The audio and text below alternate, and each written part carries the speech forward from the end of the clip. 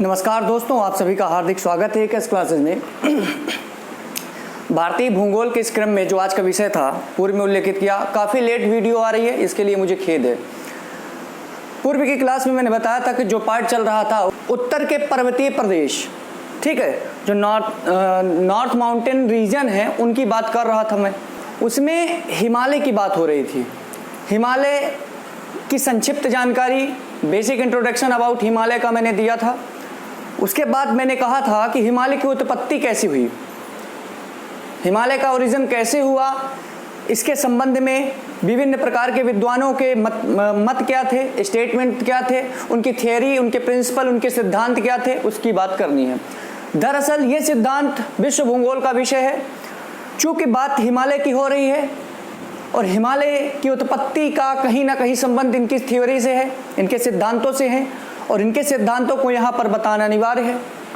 तो फिर आधा अधूरा क्यों बताएं, कंप्लीट यहीं पे पढ़ लेते हैं, क्योंकि पढ़ना है ही, चाहे वो वेगनर का महाद्वीपीय विस्थापन सिद्धांत हो, कॉन्टिनेंटल ड्रिफ्ट थ्योरी हो, या प्लेट टेक्टोनिक थियरी हो, प्लेट विवर्तनिकी क्रिया, ठीक है, प्लेट विवर्तनिकी सिद्धांत, या कहें हैरी हेस का था ये प्लेट टेक्टोनिक, और तीसरा क्या था, कोबर का भूसन्नति सिद्धांत, जियोसिंक्लाइन थियरी, ठीक है, जियोसिंक्लाइन थियरी ऑफ कोबर का भूसन्नति सिद्धांत। ये मुख्यतया 2-3 और सिद्धांत हैं, उनकी चर्चा वहां पे करेंगे विश्व भूगोल में। लेकिन ये जो दोनों 3 सिद्धांत मैंने नाम उल्लेखित किया अभी, इनको पढ़ना अनिवार्य है, तो यहीं पे कंप्लीट पढ़ते हैं, ठीक है। पूरी डिटेल दूंगा, वीडियो की लेंथ पर फोकस ना करें, वीडियो के कंटेंट पर फोकस करें, जानकारी पर फोकस करें।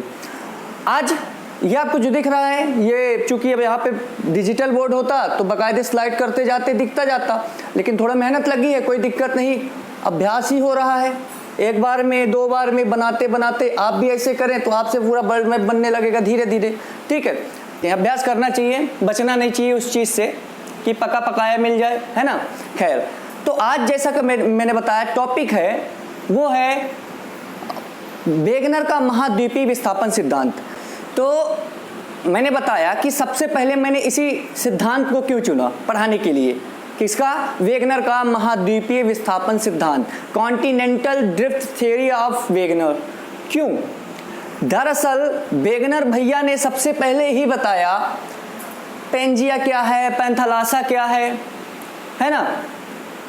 और उनसे पहले आते हैं टेलर जी। टेलर जी ने कहा, लारेशिया के बारे में ज्ञान दिया, और गोंडवाना लैंड, इनके बारे में उन्होंने जानकारी दी। ये दोनों एक ही सिद्धांत से संबंध रखते हैं, कैसे अभी बताऊंगा। अब चूंकि सबसे पहले आपको महाद्वीप पढ़ने हैं, हिमालय का उत्थान महाद्वीपों के प्लेटों के टकराने से हुआ, ठीक है, तो वो प्लेट टेक्टोनिक थ्योरी कंप्लीट करेगी। कोबर का भूसन्नति सिद्धांत, जियोसिंक्लाइन थियरी ऑफ कोबर, वो बताएगा कि जो अवसादी मलबा है, जो सेडिमेंट्री जो एक्यूमुलेशन हुआ, जमा हुआ कहाँ पे, लारेशिया और गोंडवाना लैंड के बीच में। यहाँ पे देख पा रहे होंगे लारेशिया गोंडवाना लैंड, लारेशिया को अपन अंगारा लैंड भी कहते हैं। तो अंगारा लैंड और गोंडवाना लैंड के बीच में टेथिस सागर था, उसमें जो अवसादी मलबा था, सेडिमेंट्री जो एक्यूमुलेशन हुआ, जमाव हुआ, तो प्लेटों के टकराने से जमाव था, जो एक्यूमुलेशन है किसका, सेडिमेंट्स का, अवसादों का, बालू, रेत, कंकड़, कैसे कहाँ पे यहाँ पे कैसे आए, वो सब बात उस पर करेंगे। तो कैसे प्लेटों के टकराने से ये अवसादी मलबे पे वलन की क्रिया होने लगी, प्रेशर के कारण, ठीक है, ताप एवं दाब में वो चट्टानों में परिवर्तित हुए, ठीक है, इन्हें हम अपर्दित चट्टान कहते हैं, परतदार लेयर्ड रॉक्स भी कहते हैं, अवसादी चट्टान सेडिमेंट्री रॉक्स कहते हैं। कैसे तब्दील हुआ ये मलबा, ये अवसाद किसमें, अवसादी चट्टानों में। फिर इसमें वलन की क्रिया, फोल्डिंग एक्शन कैसे हुआ, वो बात करेंगे। फिर हिमालय का उत्थान हो जाता है। तो अपने अपने सिद्धांत हैं, सब इन्होंने दिए हैं। तो इस क्रम में सबसे पहले दोस्तों आज जो टॉपिक है वो है आपका वेगनर का महाद्वीपीय विस्थापन सिद्धांत, ठीक है। वेगनर से पहले ये नाम सुनिए, वेगनर से पहले आपको नाम सुनना होगा FV टेलर। फेसबुक नहीं है दोस्तों, फेसबुक वाले टेलर नहीं है, तो फेसबुक सॉरी एफ.बी. टेलर 1908 में सबसे पहले, याद रखिए, एफ.बी. टेलर 1908 में सबसे पहले इस सिद्धांत को प्रतिपादित करते हैं। प्रपोज कौन किया, प्रतिपादित कौन किया, वो करते हैं एफ.बी. टेलर। कब करते हैं, 1908 में, ठीक है। और एफ.बी. टेलर ने ये कहा, टेलर जी ने ये कहा कि लगभग क्रिटेशियस युग या कहें क्रिटेशियस एज, इस एज में, क्रिटेशियस एज में जो था मुख्यतया दो स्थल भाग थे, उनका नाम था, ये कौन ले रहा है नाम, ये ले रहे हैं टेलर जी। उन्होंने कहा कि क्रेटेशियस इरा में, क्रेटेशियस युग में दो स्थल भाग, जिनका नाम है लारेशिया, जिन्हें हम वर्तमान में अंगारा लैंड भी कहते हैं, लारेशिया भी कहते हैं, ठीक है। तो उन्होंने लारेशिया का नाम लिया था अंगारा की जगह। तो लारेशिया और गोंडवाना ये जो था ये ध्रुवों के पास थे। टेलर जी ने कहा कि जो लारेशिया था अंगारा लैंड वाला जिसको हम कहते हैं, ये लारेशिया उत्तरी ध्रुव के पास था, नॉर्थ पोल के पास था, वहीं गोंडवाना लैंड साउथ पोल यानी दक्षिण ध्रुव की ओर था, के पास था। ये कौन बताता है, ये बताते हैं टेलर जी, एफ.बी. टेलर 1908 में।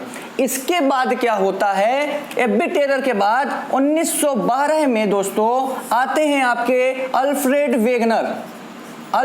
वेगनर। इन्होंने अपना अच्छा खासा जो है यहाँ पे सिद्धांत का प्रतिपादन किया। काफी एनालिसिस विश्लेषण करने के बाद लगभग इनसे 4 साल बाद 1912 में वेगनर भैया आते हैं और वेगनर जी ने ही इसकी पुष्टि की कि जो एफ.बी. टेलर ने कहा कि जो लारेशिया है वो उत्तरी ध्रुव के पास था, जबकि जो गोंडवाना लैंड है वो दक्षिणी ध्रुव के पास था।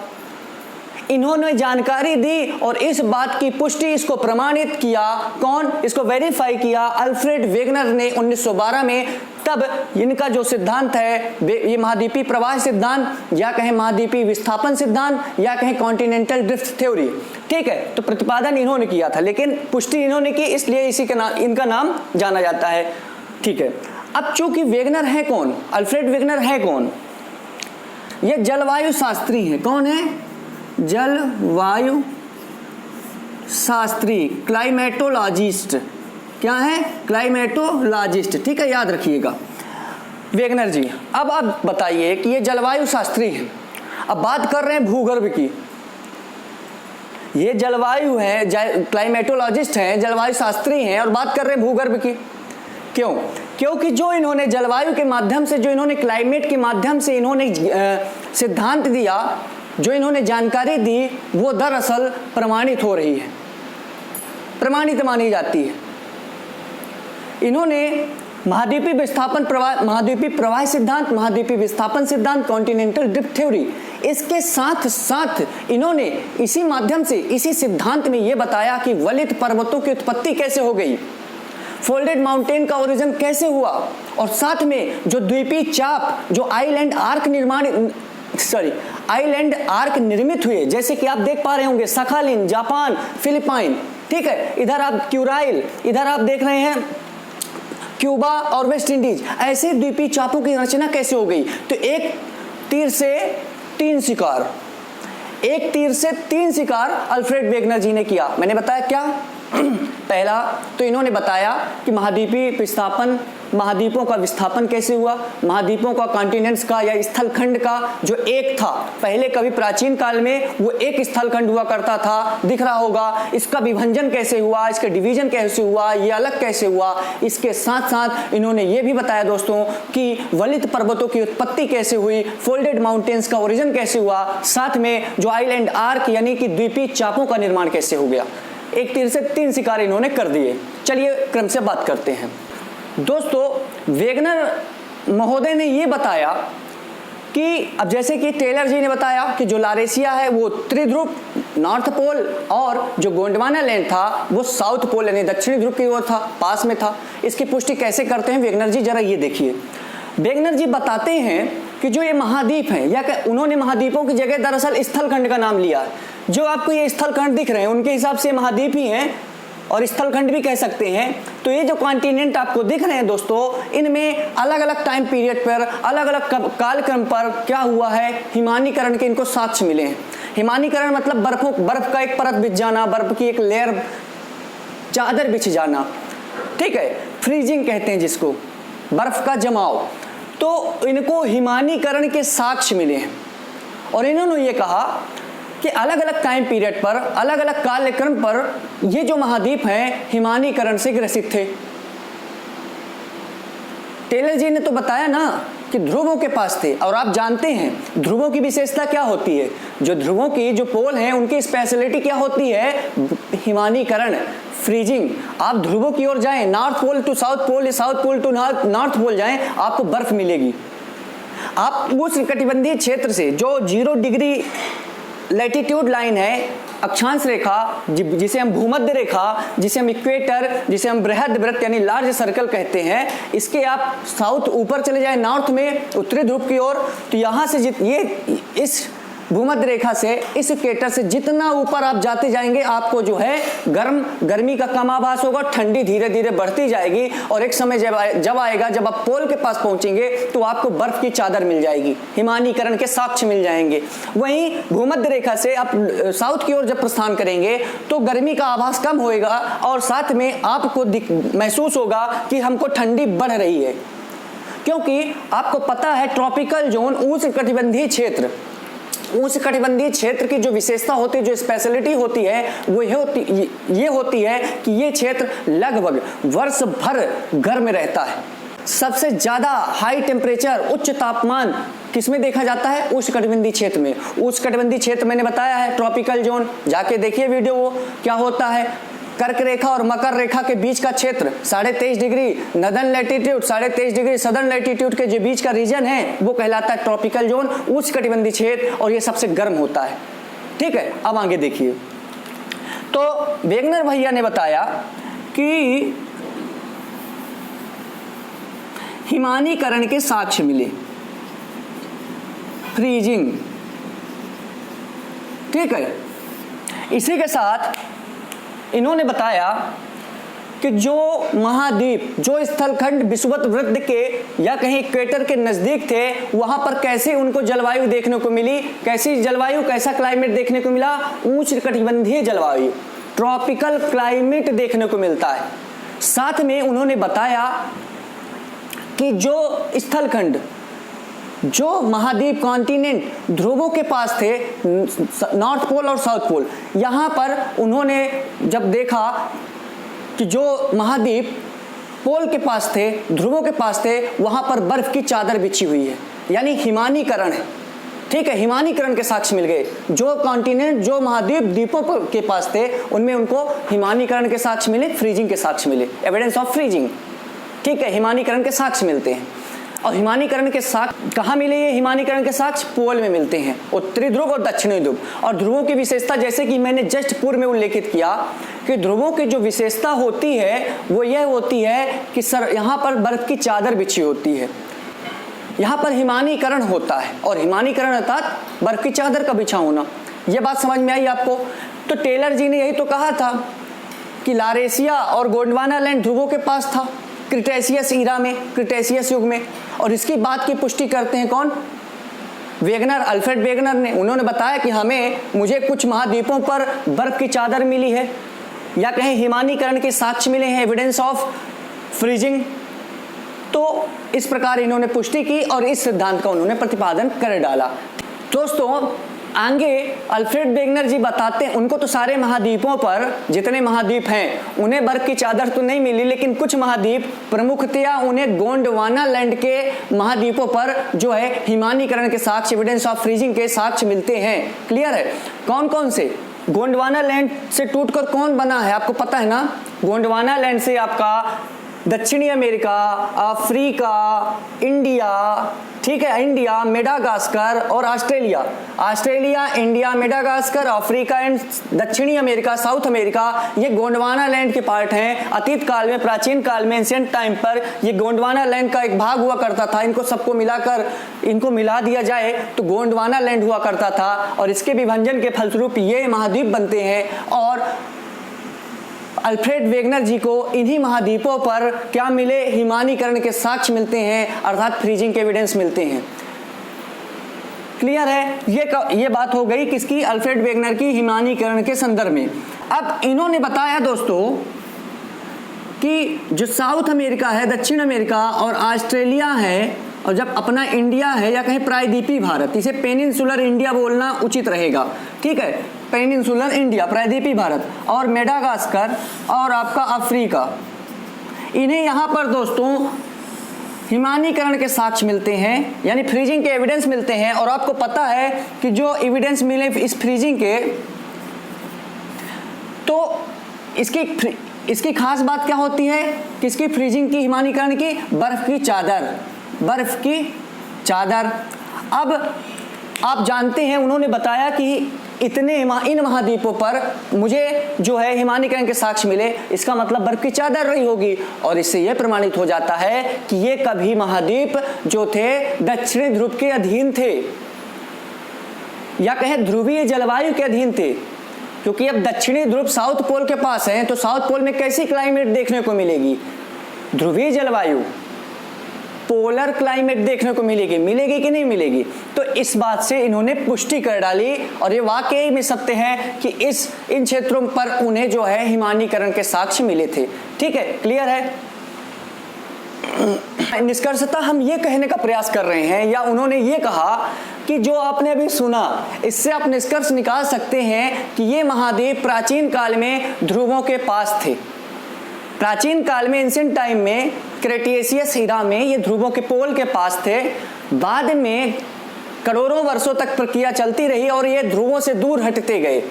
जो चीजें जो कॉन्टिनेंट साउथ पोल के पास था वो उत्तर की ओर भागा, और जो नॉर्थ पोल की ओर था, उत्तरी ध्रुव की ओर, वो नीचे की ओर भागा। तो इन्होंने ध्रुवों को छोड़ना प्रारंभ किया, ध्रुवों से दूर हटना प्रारंभ किया। इससे यह प्रमाणित होता है कि ये महाद्वीप स्थिर नहीं है, ये अस्थिर हैं। क्या है? अस्थिर हैं। याद है? याद रखिएगा इस चीज को, ठीक है? अस्थिर हैं, अनस्टेबल, यानी अब अनस्टेबल हैं, अस्थिर हैं, तो ये इधर से उधर भटकेंगे ना, यानी इनमें प्रवाह देखने को मिला। इनको क्या मिला? प्रवाह, फ्लो। ठीक है, तो इस प्रकार सबसे पहले सामने आती है बात कि कॉन्टिनेंट महाद्वीप स्थिर नहीं है, क्योंकि वेगनर जी को इन्होंने देखा कि हमको हिमानीकरण के साक्ष्य इन महाद्वीपों में मिले, और हिमानीकरण जो होता है, जो फ्रीजिंग होता है, इसकी स्पेशलिटी कहाँ होती है? पोल के पास, ध्रुवों के पास, क्योंकि ध्रुवों के पास ही हिमानीकरण होता है मैक्सिमम, बर्फ की चादर वहीं बिछी होती है। इस आधार पर कहा उन्होंने कि ये सभी महाद्वीप जो मैंने अभी बताए, ये सभी साउथ पोल के पास थे। बाद में क्या हुआ? करोड़ों वर्ष लगते हैं, ऐसे नहीं होता। एक साल में 5 सेंटीमीटर से 10 सेंटीमीटर जो है महाद्वीपों का प्रभाव होता है। ऐसा नहीं है कि एक सहसा अचानक सडनली ये एक दूसरे से दूर भाग जाते हैं, नहीं। ठीक है, साल भर में, वर्ष भर में, एक साल में लगभग 5 से 10 सेंटीमीटर, मामूली सा, आपको पता भी नहीं चलेगा, इतना प्रभाव इन कॉन्टिनेंट्स, इन महाद्वीपों में देखने को मिलता है। तो बहुत ऐसा नहीं है कि यहाँ से चले और उड़ के चले गए वहाँ, इन महाद्वीपों के साथ ऐसा कुछ नहीं हुआ है। ठीक है, ये करोड़ों वर्षों की प्रक्रिया है, करोड़ों वर्षों की प्रक्रिया का ये परिणाम है कि ये ध्रुव को छोड़कर, अपने अपने स्थान को छोड़कर जो है इधर उधर भटक गए, और आज पूरे जो है पृथ्वी पर कब्जा जमा के बैठ गए हैं ये महाद्वीप। ठीक है, ये बात हो गई, क्लियर है? चलिए आगे देखिए दोस्तों। वेगनर जो थे, इन्होंने बताया कि कार्बोनिफेरस युग में, कार्बोनिफेरस, ठीक है, इसे हम कार्बोनिफेरस युग को दोस्तों हम बोलते हैं आर्यकल्प, हिंदी में आर्यकल्प। ठीक है, आप जानते हैं ना, मैंने बताया, आप देखिएगा जियोग्राफी का जो कोई पार्ट था, भूगर्भिक संरचना, भारत की भूगर्भिक संरचना जब मैंने पढ़ाया था, वहां पर ये सारे युगों के बारे में बताया था। इस टाइम पीरियड में कौन सी चट्टानें निर्मित हुई, ठीक है, कौन से ऑर्डर की रॉक्स जो है निर्मित होती है, ये सभी एजों की टाइम पीरियड भी बताई थी। तो दोस्तों अल्फ्रेड वेगनर ने कहा कि कार्बोनिफेरस युग में, आर्यकल्प में जो है पृथ्वी के सभी स्थलखंड, ठीक है, सभी स्थलखंड जितने भी आपको लैंड पार्ट दिख रहे हैं, ये हम महाद्वीप बोले ज्यादा सही है, तो अल्फ्रेड वेगनर कहते हैं कि कार्बोनिफेरस एज में यानी आर्यकल्प में जो है जितने भी आपको कॉन्टिनेंट दिख रहे हैं स्थलखंड, ये सभी आपस में इंटरलिंक थे, आपस में जुड़े हुए थे।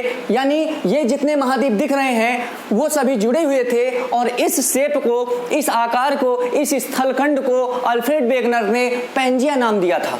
क्या नाम दिया था? पैंजिया नाम दिया था। क्लियर है ये चीज? आप यहां देखिए, मैप को देखिए उठाकर, आपको दिख जाएगा कि कैसे टूटे हैं। यहां पे देखिए, ये उत्तरी अमेरिका का भाग और ये है अफ्रीका का भाग। ये पोर्शन यहां पे फिट हो जाएगा, ये पोर्शन यहां पे फिट हो जाएगा।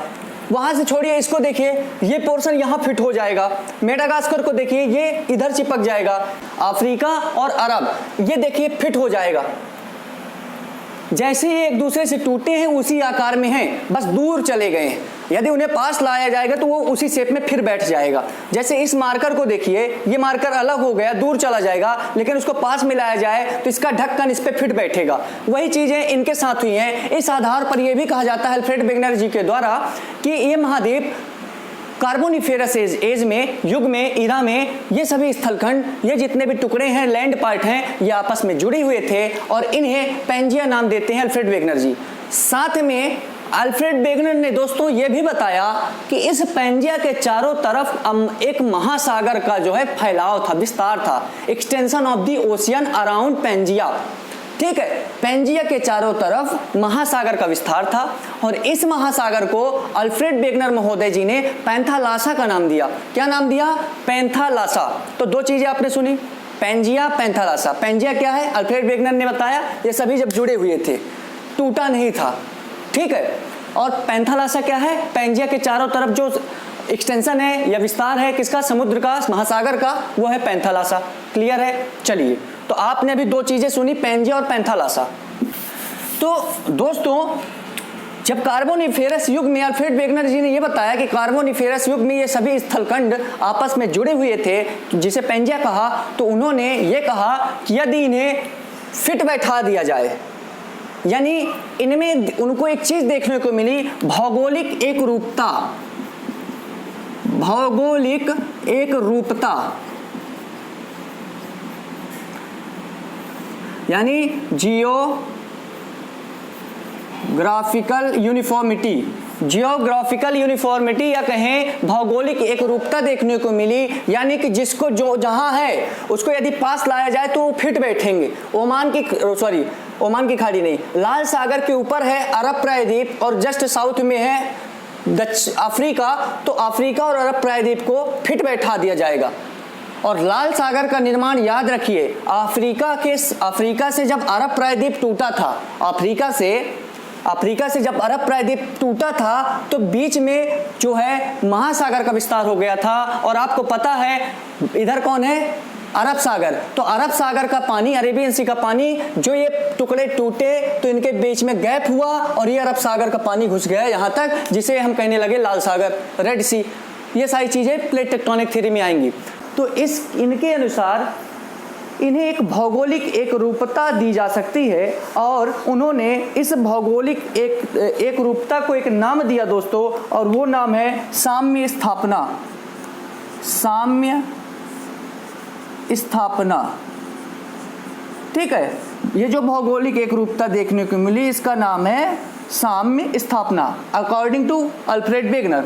इसको इंग्लिश में नाम दिया जिग सा फिट, जिग सा फिट, उन्हीं का कथन है। ठीक है, अर्थात साम्य स्थापना अकॉर्डिंग टू अल्फ्रेड वेगनर क्या है? इन सभी कॉन्टिनेंट को मिलाकर एक भौगोलिक एक रूपता देना उनके हिसाब से साम्य स्थापना है। दोस्तों, वेगनर के अनुसार पृथ्वी की आंतरिक संरचना में जो उसका इनर स्ट्रक्चर है उसमें 3 तरह की परतें पाई जाती हैं। अकॉर्डिंग टू वेगनर के अनुसार पृथ्वी की आंतरिक संरचना में 3 तरह की जो है परतें पाई जाती हैं और उन परतों को पहला सियाल, दूसरा है आपका सीमा, तीसरा है आपका नीफे। सिलिका प्लस एल्युमिनियम से सियाल बना, सीमा जो है सिलिका और मैग्नीशियम से बना, और नीफे जो है दोस्तों ये निकेल और फेरस से बना है। किससे बना है? निकेल और फेरस से।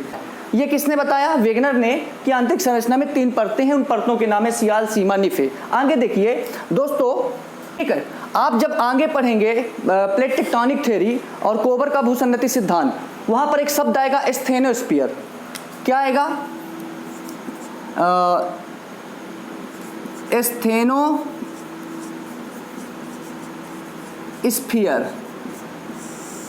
ठीक है, ये 3 परतें हैं, पहली, दूसरी और तीसरी।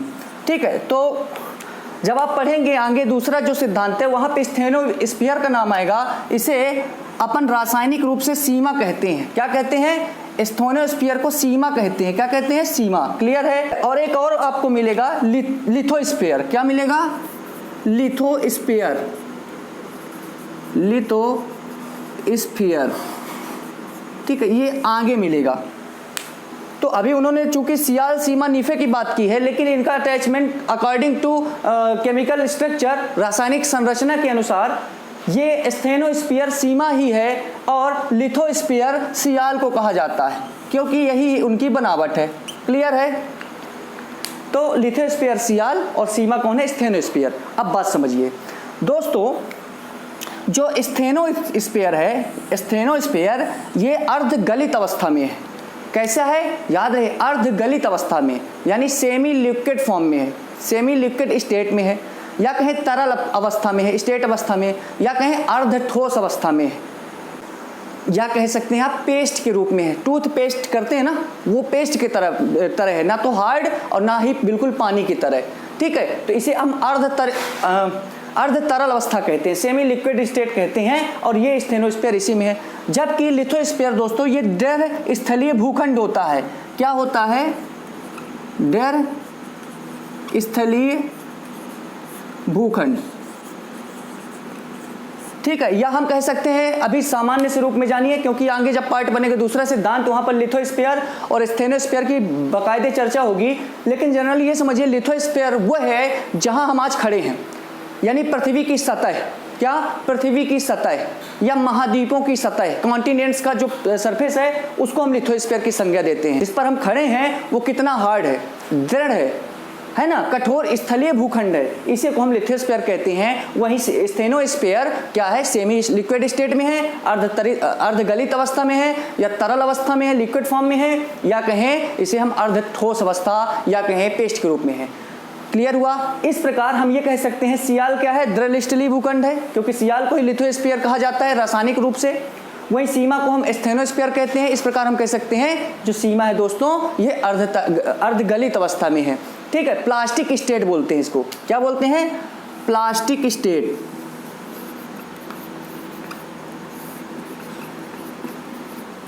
ठीक है, प्लास्टिक स्टेट बोलते हैं। याद रहे, अर्धगलित अवस्था, अर्धगलित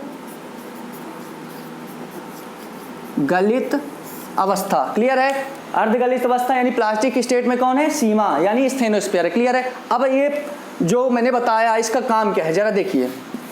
तो यहाँ पे ये बताने का मैं प्रयास कर रहा हूँ कि यहाँ पे सियाल यानी लिथोस्फीयर सीमा के ऊपर यानी स्टेनोस्फीयर के ऊपर तैर रहा है। किसके ऊपर तैर रहा है? आंतरिक संरचना में पृथ्वी की सियाल सीमा के ऊपर तैर रहा है, या कहें लिथोस्फीयर स्टेनोस्फीयर के ऊपर तैर रहा है। अब आप कह सकते हैं कि ये लिथोस्फीयर ही स्टेनोस्फीयर के ऊपर क्यों तैर रहा है? क्योंकि आप जानते हैं, मैंने बताया घनत्व की बात कर रहा हूं, डेंसिटी। आप जानते हैं जिस वस्तु का घनत्व ज्यादा होता है वो वस्तु डूब जाती है। जिस वस्तु का घनत्व डेंसिटी ज्यादा होगी वो वस्तु लिक्विड स्टेट में तरल अवस्था में जब जाएगी तो वो डूब जाएगी। क्लियर है? लेकिन और अगर उसका जो है घनत्व जो है कम है तो वो वस्तु तैरती है। चूंकि सियाल का जो है ना घनत्व तो सीमा से कम है, या कह सकते हैं कि सीमा का घनत्व तो सियाल से ज्यादा है, या कह सकते हैं कि स्टेनोस्फीयर का डेंसिटी लिथोस्फीयर से अधिक है। अब चूंकि अधिक है तो ये तो डूबेगी नहीं। कम किसका घनत्व है? अब किसके सापेक्ष? स्टेनोस्फीयर के। तो इसके रिलेटिवली दोस्तों सियाल जो है ये सीमा के घनत्व, सियाल का घनत्व तो डेंसिटी सीमा से कम है, इसलिए जिस वस्तु का घनत्व कम होता है वो वस्तु तैरती है, और सियाल का घनत्व कम है तो सीमा के ऊपर तैर रहा है। ये समझ में आई बात? क्लियर है? इसलिए सीमा के ऊपर जो है सियाल तैर रहा है, और सियाल प्लास्टिक स्टेट में होता है, अर्धगलित अर्ध तरल अवस्था में होता है, अर्ध ठोस अवस्था में पेस्ट के रूप में होता है। क्लियर हुआ ये चीज?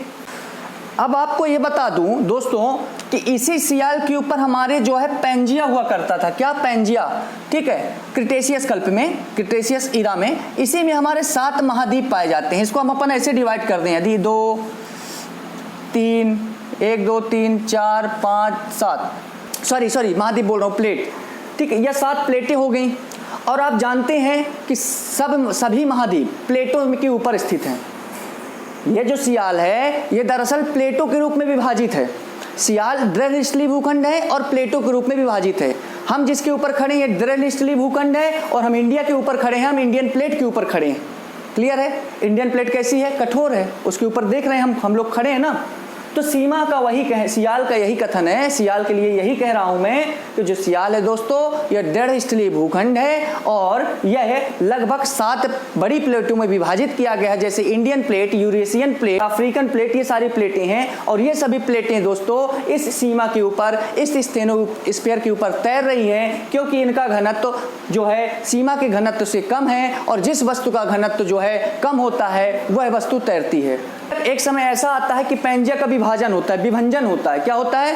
विभंजन होता है पेंजिया का, और पेंजिया 2 भागों में टूटकर रह जाता है। एक भाग इसका जो है अंगारा लैंड बनता है, जिसे हम लारेशिया कहते हैं, दूसरा बनता है गोंडवाना लैंड। जब पेंजिया का विभाजन हुआ तो इसका एक पार्ट जो है कि अंगारा लैंड यानी लारेशिया उत्तर की ओर प्रवाहित होने लगा, जबकि उसका जो दूसरा भाग था गोंडवाना वो साउथ की ओर प्रवाहित होने लगा। क्लियर है? विभंजन के फलस्वरूप। तो पेंजिया के विभाजन के फलस्वरूप इसका जब डिवीजन हुआ तो अंगारा लैंड नॉर्थ की ओर मूव किया और गोंडवाना लैंड साउथ की ओर मूव किया। आप जानते हैं अंगारा लैंड के टूटने से कौन कौन से महाद्वीप बनते हैं, जिनका भी आगे विभाजन हुआ। कोई पूर्व की ओर भागा, कोई पश्चिम की ओर भागा। यहाँ पे देखिए अंगारा लैंड से आपका जो है यूरोप महाद्वीप बनता है, यूरेशिया महाद्वीप बनता है, और उत्तरी अमेरिका बनता है। जबकि गोंडवाना लैंड के विभाजन का जब विभाजन होता है उससे आपका दक्षिण अमेरिका, अफ्रीका, मेडागास्कर और इंडिया, प्रायद्वीपीय भारत, बोलिए इंडिया नहीं, प्रायद्वीपीय भारत और आपका ऑस्ट्रेलिया, ये सभी गोंडवाना लैंड के भाग हैं। ठीक है, एक बार पेंजिया टूटा, फिर जब इसके 2 भाग बने उनके भी कई भाग बन गए। तो इस प्रकार ये सभी जो स्थलखंड हैं ये पूरे पृथ्वी पर जो है कब्जा कर लिए, इनका अधिकार स्थापित हो गया। किनका अधिपत्य हो गया? इन महाद्वीपों का, और ये दृढ़स्थलीय भूखंड महाद्वीप कहलाने लगे। क्लियर है? इस प्रकार विभाजन होता है। अभी आपको समझ में आया ना दोस्तों ये चीजें कैसे मूव की? पहले अंगारा लैंड कैसे टूटा, तैर कैसे रहा है, क्यों तैर रहा है, किसका घनत्व तो ज्यादा है, ये चीजें जो मैंने बताई है सियाल, सीमा, निफे, स्टेनोस्फीयर और लिथोस्फीयर, इनका ज्यादा तवज्जो इस सिद्धांत में कम है। लेकिन क्योंकि ये महाद्वीप मूव कर रहे हैं, क्योंकि ये जो है स्टेनोस्फीयर के ऊपर तैर रहे हैं, सियाल सीमा के ऊपर तैर रहा है, और जो चीज तैरेगी वो आपको पता है इधर उधर फ्लो करेगी, प्रवाह होगा, उसका मूव होगा, जो है विस्थापन होगा। ठीक है, चलिए तो दोस्तों जब दोस्तों ये अंगारा लैंड उत्तर की ओर और गोंडवाना लैंड दक्षिण की ओर प्रवाहित हो रहा था, तो इन दोनों के बीच में एक उथला सागर है, जिसे हम कहते हैं कम गहरा। ठीक है, डेप्थ जो होती है कम होती है, इसे हम सैलो सी कहते हैं। उथला सागर या छिछला सी, गहराई कम होती है। और इसकी जो संकीर्ण होता है कैसा होता है? नैरो। संकीर्ण मतलब होता है सकरा, संकीर्ण या कहें सकरा। ठीक है, महासागर खुलता है। नैरो, सैलो सी यानी संकीर्ण, सकरा, उथला छिछला सागर, महासागर खुलता है, जिसे हम कहते हैं टेथिस सागर। क्या बोलते हैं? टेथिस सागर। क्लियर है? क्या बोलते हैं इसको? टेथिस सागर, सॉरी।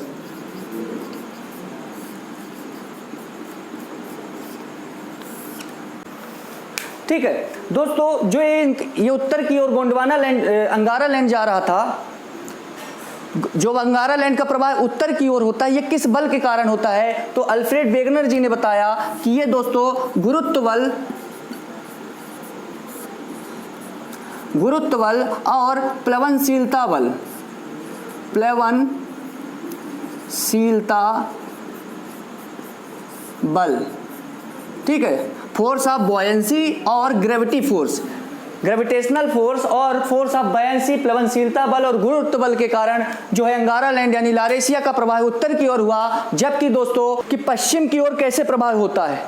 अभी आप यहाँ देख रहे हैं एक का उत्तर एक का दक्षिण हुआ है, मैं इसकी बात कर रहा हूँ। जब कोई कॉन्टिनेंट टूटता है तो कोई ईस्ट की तरफ गया, कोई जो है वेस्ट की तरफ गया, तो जो वेस्ट की तरफ जाने का क्रम है, जैसे आप देख पा रहे होंगे दोनों महाद्वीप, जैसे उत्तरी अमेरिका जो है, जब अंगारा लैंड, ये सब अंगारा लैंड का पार्ट है, कौन सा, उत्तरी अमेरिका, यूरोप, यूरेशिया जिसे कहते हैं, है ना। तो जब अंगारा लैंड से ये सब महाद्वीप टूटे तो इनमें क्या हुआ, प्रवाह देखने को मिला, ये एक दूसरे से विपरीत दिशा में जाने लगे और नॉर्थ अमेरिका गोंडवाना अंगारा लैंड से टूटकर पश्चिम की ओर प्रभावित हुआ, वहीं गोंडवाना लैंड से टूटकर दक्षिण अमेरिका भी पश्चिम की ओर प्रभावित हुआ। तो ये जो दोनों पश्चिमी प्रवाह आपको देखने को मिल रहा है, ये वेस्टर्न फ्लो किस फोर्स के कारण, किस बल के कारण होता है, तो दोस्तों उस बल को कहते हैं ज्वारीय बल, टाइडल फोर्स,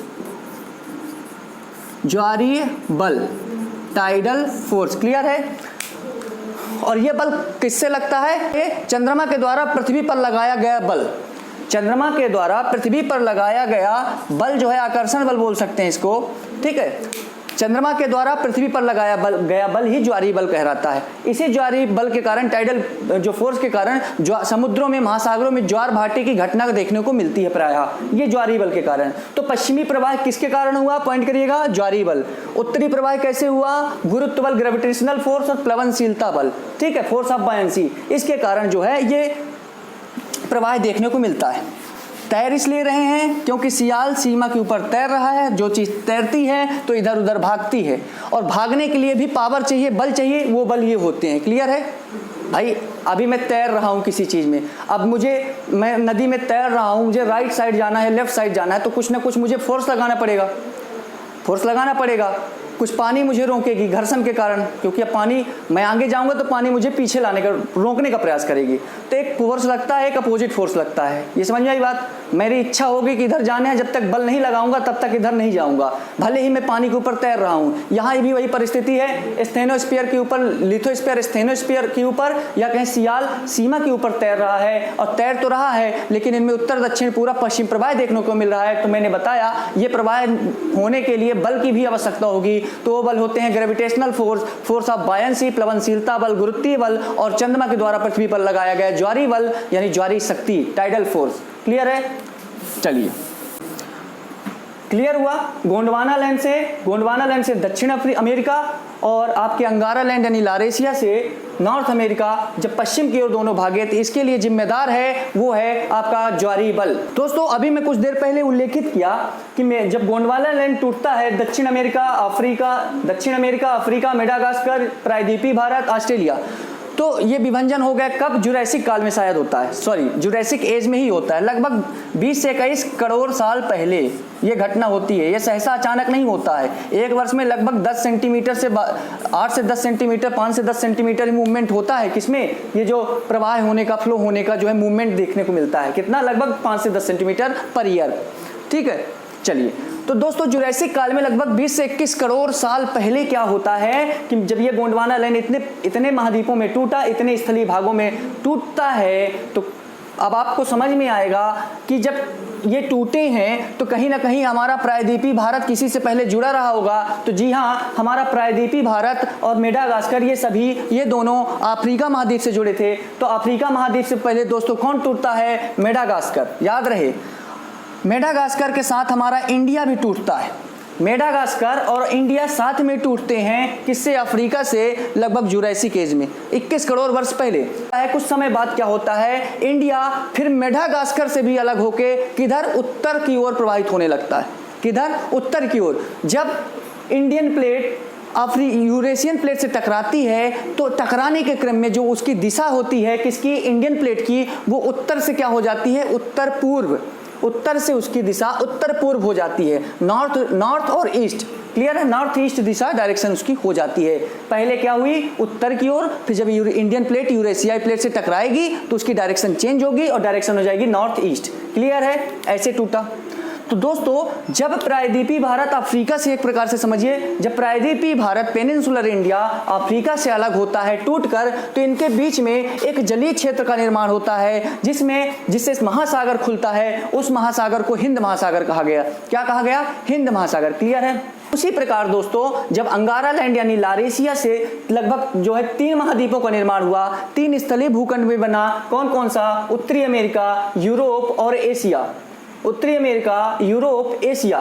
तो जब उत्तरी अमेरिका भी इनसे टूटा तो ये भी पश्चिम की ओर बढ़ा। इधर क्या है? गोंडवाना लैंड से दक्षिण अमेरिका और अंगारा लैंड से उत्तरी अमेरिका। ये दोनों टूटकर पश्चिम की ओर बढ़े, वेस्टर्न की ओर, वेस्ट की ओर गए। इनके जाने से ज्वारीय बल से, टाइडल फोर्स के कारण, चंद्रमा के द्वारा पृथ्वी पर लगाया गया अध्यारोपित बल जो है, उसके कारण ये क्या होता है? पश्चिम की ओर दोनों जाते हैं, जिससे इससे ये अलग होने के क्रम में बीच में आंध्र महासागर या कहें अटलांटिक महासागर, अटलांटिक ओशियन का जो है उत्पत्ति होती है, उद्भव होता है। दोस्तों वहीं दूसरी ओर जब पैंजिया का विभाजन हुआ तो पैंजिया का आज भी कुछ अवशिष्ट भाग, कुछ अवशेष जो है, रेसिडुअल पार्ट जो है पैंजिया का अवशेष जो है, वो आज किसके रूप में विद्यमान है? अंटार्कटिका के रूप में। किसके रूप में? अंटार्कटिका जो है ये पैंजिया का एक अवशिष्ट भाग है, रेसिडुअल पार्ट है। किसका? पैंजिया का। वहीं जब पूरे महाद्वीप पर, पूरे पृथ्वी पर, इस धरातल पर जो है दोस्तों महाद्वीपों का अधिकार हो गया, महाद्वीप चारों दिशाओं में फैल गए, इससे क्या होता है? किसका संकुचन हुआ? पैंथालासा का। आप खुद बताइए, जब पैंजिया टूटेगा तो चारों दिशाओं में इसके टुकड़े फैलेंगे। अब टुकड़े फैलेंगे तो टुकड़े जब फैलेंगे तो पानी तो हटेगा, तभी कोई टुकड़ा फैलेगा वहां पे। तो जब इस पैंजिया का विभाजन हुआ, इसके पूरे महाद्वीप, पूरे इस धरती पर, इस सरफेस पर, इस सतह पर कब्जा कर लिए, तो पैंथालासा का संकुचन हो गया, श्रिंकेज हो गया। पैंथालासा कमता गया और कमते कमते इतना कम गया कि आज इसका जो अवशिष्ट भाग है, रेसिडुअल पार्ट है किसका? पैंथालासा का, वो क्या कहलाया दोस्तों? प्रशांत महासागर, पैसिफिक ओशियन किसका अवशिष्ट भाग है? रेसिडुअल पार्ट है पैंथालासा का। क्लियर है? नेक्स्ट दोस्तों आप जानते हैं जो आपका सियाल है, जो सियाल है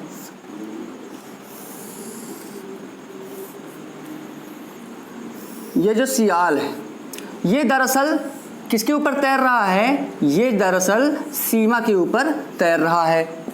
ठीक है, सियाल सीमा के ऊपर तैर रहा है। सीमा कैसा है? प्लास्टिक के स्टेट में है, अर्धगलित अवस्था में है। सियाल के कई भाग हैं, कई प्लेट हैं, जैसे 7 मेन प्लेटें हैं, 1 2 3 4 5 6 7, 1 2 3 4 5 6 7। ठीक है, तो सियाल सीमा के ऊपर तैर रहा है।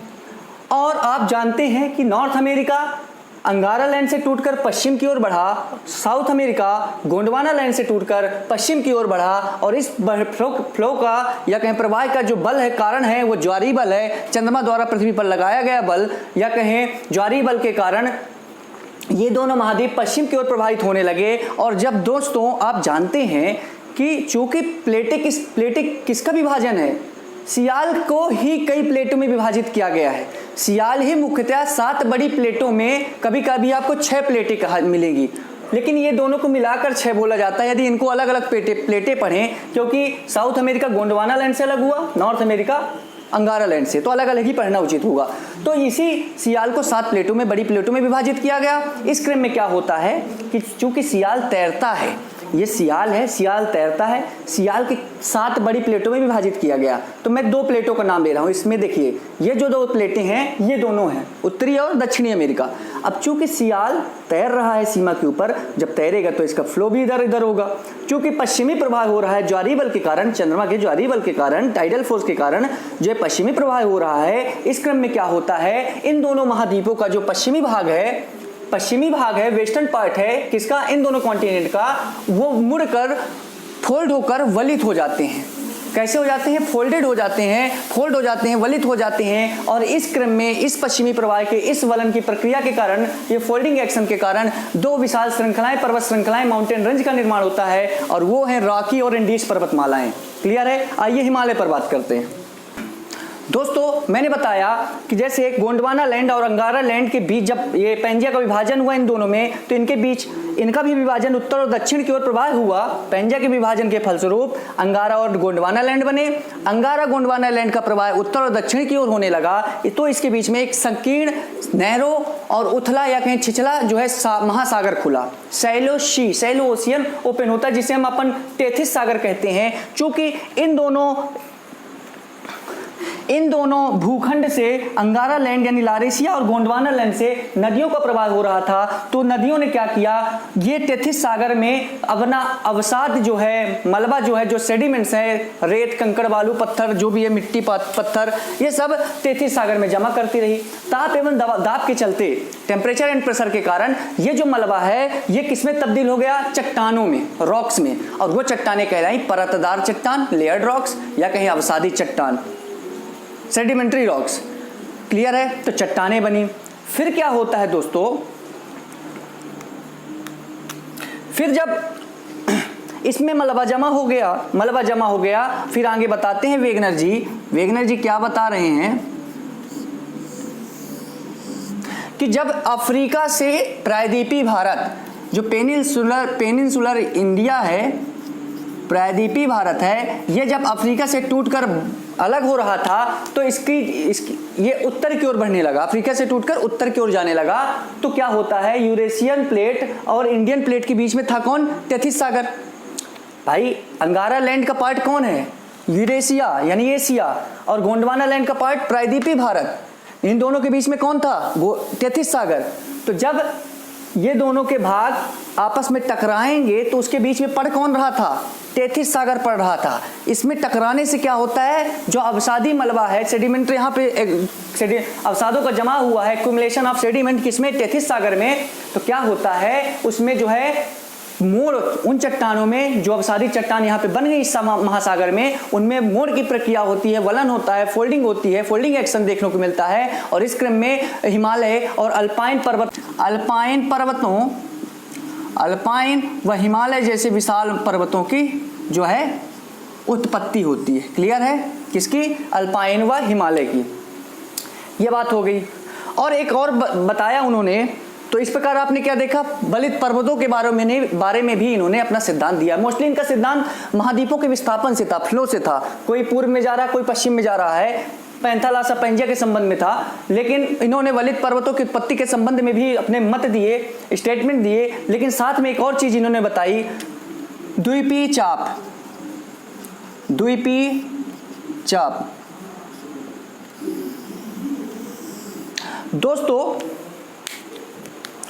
दोस्तों जब जैसे आप यहाँ पे जो देख रहे हैं, ये द्वीपीय चाप कहलाते हैं, आइलैंड आर्क,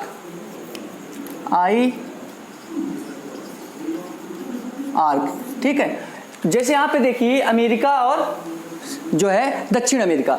दोस्तों जब अमेरिका और दक्षिण अमेरिका, उत्तरी अमेरिका, दक्षिणी अमेरिका, या कहें अमेरिका कूल कहें, अमेरिका जब टूट कर इन दोनों भाग से, अंगारा और गोंडवाना लैंड से अलग हो रहे थे और पश्चिम की ओर भागे जा रहे थे, तो पश्चिम की ओर भागने के क्रम में हुआ क्या हुआ, जैसे ये अमेरिका है और ये क्या है, मान लीजिए अंगारा लैंड, ये अंगारा लैंड से भी टच में है। अब अमेरिका भैया अंगारा से टूटा और बढ़ा किधर, पश्चिम की ओर, वेस्ट की तरफ बढ़ने लगा, मूव किया। इसके क्रम में क्या हुआ, चंद्रमा के ऊपर से शक्ति भी लग रही थी, ज्वारीय बल जिसे कहते हैं, टाइडल फोर्स भी जिसे कहते हैं, किसका, चंद्रमा का। तो इस ज्वारीय बल के कारण क्या हुआ, जब ये अमेरिका महाद्वीप पश्चिम की ओर बढ़ रहा था तो उसके कुछ भाग छूटते गए।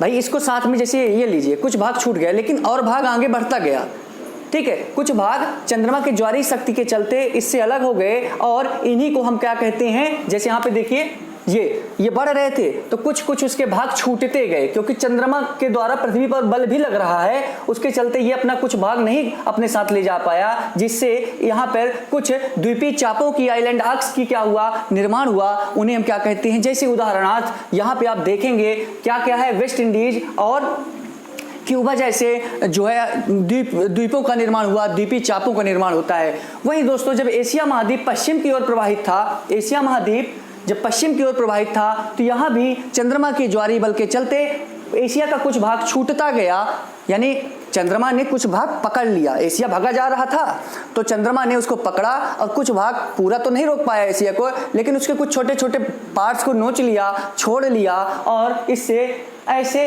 कुछ जापान जैसे आपका सखालिन, जापान, फिलीपाइन और Kuril, Sakhalin, Japan, Philippine, Kuril जैसे द्वीपीय चापों का निर्माण होता है। ठीक है, तो दोस्तों इस प्रकार वेगनर भैया ने क्या किया, सबसे पहले महाद्वीपीय विस्थापन सिद्धांत, कॉन्टिनेंटल ड्रिफ्ट थ्योरी अच्छे से बताई। उसके बाद थोड़ा सा उन्होंने वलित पर्वतों के बारे में बता दिया, फोल्डेड माउंटेन के संबंध में, कैसे ये इधर तैतीस सागर से हिमालय निकल आया और इधर जो है अमेरिका और दक्षिण अमेरिका, उत्तरी अमेरिका, दक्षिण अमेरिका जब पश्चिम की ओर बढ़ रहे थे तो उस क्रम में उनका पश्चिमी भाग मुड़कर वलित हो गया, रॉकी एंडीज बन गए। अब आप कहेंगे बहुत कम बताएं इसमें, तो प्लेट टेक्टोनिक थ्योरी और इसकी और भी ज़्यादा इसकी सर्वोत्तम व्याख्या करेगी। ठीक है, वेगनर भैया ने इतना ही कहा था, आगे देखा जाएगा। और तीसरी चीज़ आपने पढ़ ली, ये द्वीपीय चाप, फिलीपाइन, क्यूराइल, सखालिन, ये सब जैसे है ना, क्यूबा, वेस्ट इंडीज, ये कैसे निर्मित हुए, तो क्लियर है। तो ये रहा आपका, थोड़ा बहुत लंबा लेक्चर हो सकता है लेकिन माइंड कंटेंट को करिए। ठीक है सर, जो चीज़ें समझ में नहीं हो कमेंट करके बताइएगा, तो मैं फिर कोशिश करूंगा नेक्स्ट पार्ट में उसको समझाने की। क्लियर है, तो यदि वीडियो अच्छा लगा है, वेगनर का महाद्वीपीय विस्थापन सिद्धांत, कॉन्टिनेंटल ड्रिफ्ट थ्योरी समझ में आई है, तो वीडियो को लाइक करें, शेयर करें, सब्सक्राइब करें, press the bell icon button और जो भी है। ठीक है, चैनल को सब्सक्राइब नहीं किए हैं तो कर लीजिएगा। तो मिलते हैं अगले पार्ट पर। प्लेट टेक्टोनिक थ्योरी से पहले अपन पढ़ेंगे कोबर का भूसन्नति सिद्धांत, जियोसिंक्लाइन थ्योरी ऑफ कोबर, उस पर बात करेंगे। फिर उसके बाद पढ़ेंगे अपन प्लेट टेक्टोनिक थ्योरी। इस तरह हो जाएगा हिमालय की उत्पत्ति के संबंध में सारे वीडियोज, फिर अपन पढ़ेंगे हिमालय के भाग। क्लियर है, बहुत बहुत धन्यवाद, मिलते हैं अगले पार्ट पर, तब तक के लिए जय हिंद।